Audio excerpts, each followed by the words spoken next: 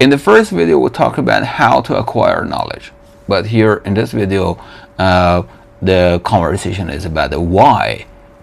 Why acquiring knowledge is so crucial for humans.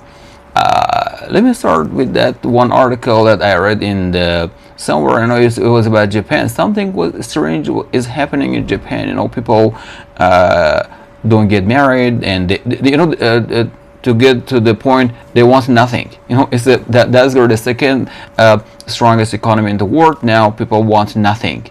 It's very dangerous for a society that you want nothing. Of course, on one hand good, on the other hand is not good. Why? Because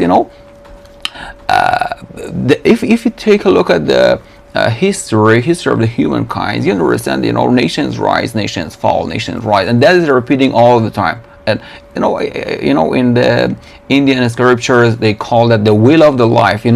So that is gonna happen all the time for millions of times, until you realize that, wow, you have to get out of this wheel, out of this poverty or abundance, or Japan or Kenya, or it's not the question, it's not the problem. The problem is that you have to wake up and get out of this wheel, and the only thing that we talk is knowledge. So it's just like a spacecraft. Spacecraft goes, the missile go, but there is a warhead that goes to the space. Most people, just like the missiles, they just go to the sky and then come down to the ground, go to the sky, come down to the ground. It's repeating. So wow, oh my God, why nothing is happening?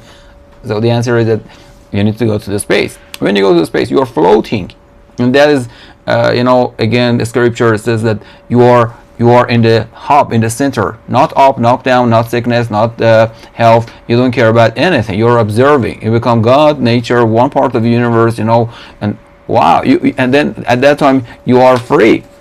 If you acquire this knowledge, wow, you become the world, you become the universe. So, and how can we attain this knowledge? It's just you have to, unfortunately, sometimes on Instagram or such places, we have superficial information, people, and then they think that they know everything, unfortunately. But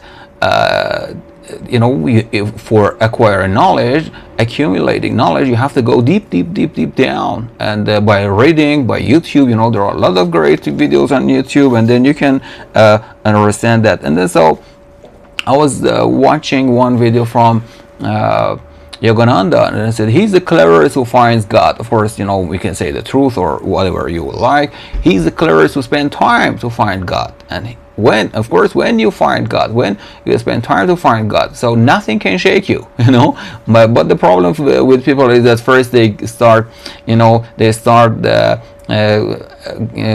gathering on or making money or buying a car or all the they gather everything, and then they say, wow, they don't have the hub. It's just like the hub of the bicycle. So they have a lot of spikes, but they don't have a hub. So wow, and then they wind up broke and miserable and disappointed at the end of their lives. But first your job is to just neti, not this, you just search for who you are, and when you find who you are, that is the identity. You find your identity, you find that you know that you are human. For millions of years you were waiting to get that body, and now you forget by drinking, smoking, and then distractions and sex and loss and wealth. Oh my God, these are not the answer. So here in this video, in this channel, we're gonna just learn how to find your identity. So next topic is about identity and how we find identity. Thank you for being here in this channel, and goodbye and good luck.